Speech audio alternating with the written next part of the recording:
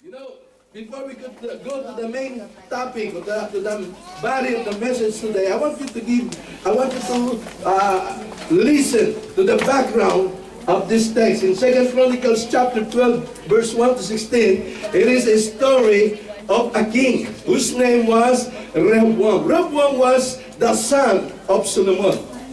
Solomon was the son of David. It is from generation to generation. It is from bloodline to bloodline na minana ni King Rehoboam ang trono ni Haring Solomon sapagat si Haring Solomon ay pumanaw na.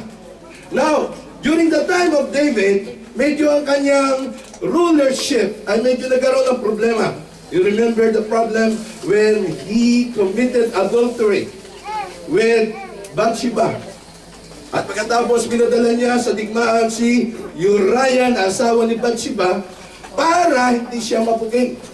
And then from there, nagkaroon siya ng anak, si Haring Solomon nga. Hanggang sa si Haring Solomon ay yumao. During that time, Haring Solomon, it is the only king na nagkaroon ng maraming asawa. 700 concubines at kung ano pang mga asawa. Noong panahon ni Haring Solomon, pwedeng mag-asawa ng marami. Sabigat siya mismo nag-asawa. But this thing are just, under the permissive will of the Lord.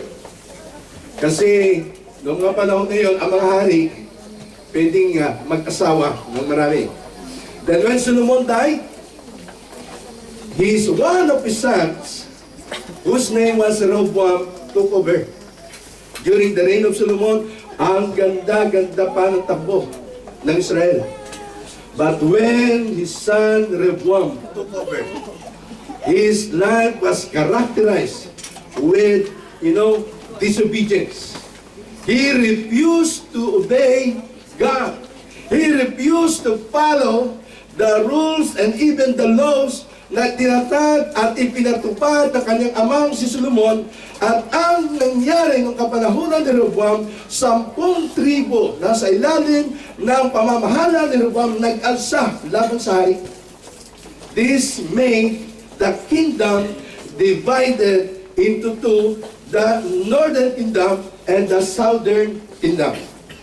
While in the southern kingdom, nagpatuloy pa rin ang pagsamba, natutuwa pa rin ang paghahandog sa templo, and yet yung isang kingdom, northern kingdom, yung mga tao bunga ng kanilang rebellious spirit, natuto silang sumamba sa Diyos-Diyosan.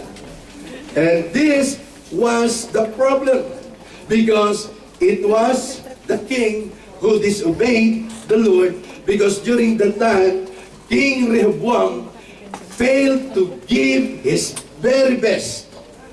Ang kanyang the best na paglilingkod. God is looking for your best. Amen. God is looking for your pinakamatindi, pinakamaganda, pinakabigay na paglilingkod. I admire this lady here. Dati, nung sabi ko sa kanya, tumugtog ka, but she's reluctant. But now, she has no option, but she gave her very best. Nakita ko paano siya tumugtog kanina. But lahat tayo tinatawag ng Diyos upang magbigay ng ating very best sa Panginoon, yung the best. God is not happy when you give your leftovers. The leftovers of your time, the leftovers of your worship, the leftovers of your tithes. Minsan nga, magbibigay ka na lang tithes, babawasan mo pa. Kasi bakit? Sabi mo, marami kang pagkagastusan.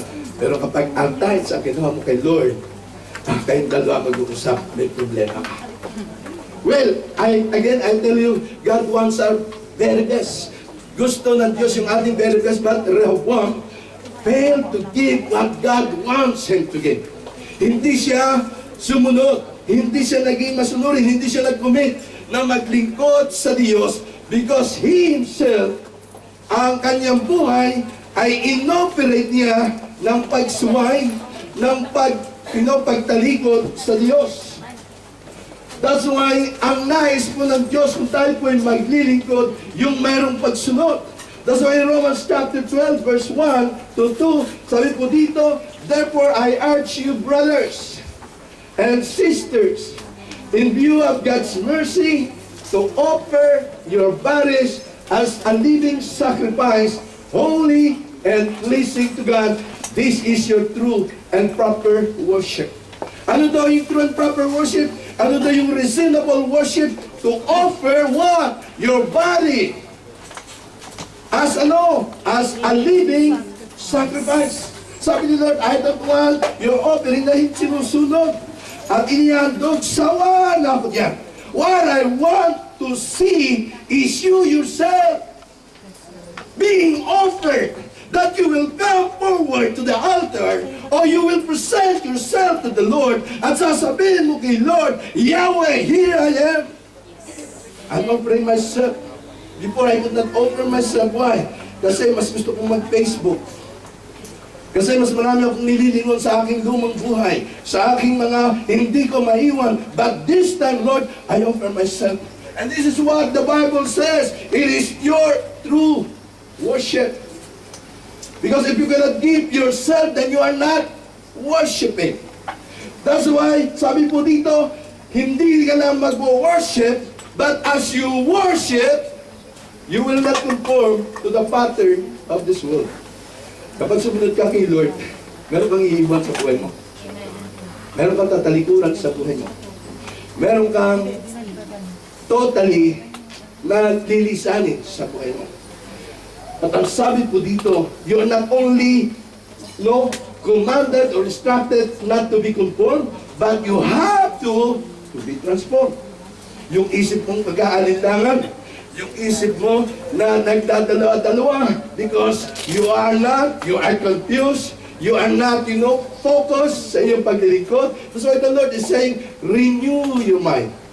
Kapag hindi naglilingkod at dalawa ang isip mo, you cannot serve the Lord. Sapagkat habang ikay naglilingkod, may nililingon ka sa likod mo. Habang ikay naglilingkod, may naalaala ka sa mga bagay sa nakaraan mo. That's why the Lord is saying to you, then you will be able to test and approve what is God's will. Will is His good, pleasing, and a perfect will of the Lord. Amen? Kapag ikay sumusunod, iyon yung perfect will ni Lord. Sabagat kapag ikay sumusunod, alam mo na ito yung gusto ng tatay. Lahat tayo, meron tayong earthly father. At meron tayong mga ama na gustong nais at natutuwa kapag tayo tumatalima sa gustong mangyari ng tatay natin sa buhay natin. Kaya minsan pagka sinasabi ng tatay mo, ay huwag mong sasagutin yung naliligaw sa iyong Pakistani. Sapagkat wala ka namang magiging magandang bukas doon. Pag-isipan mo, baka tama ang tatay mo. Amen? Pag may sinasabi ang tatay, pag-isipan mo. Hindi nangangulugan na kapag merong pinagbabawal ang tatay, against sa iyo ang tatay mo. There are things that the Lord wants us to do. It is because God loves you.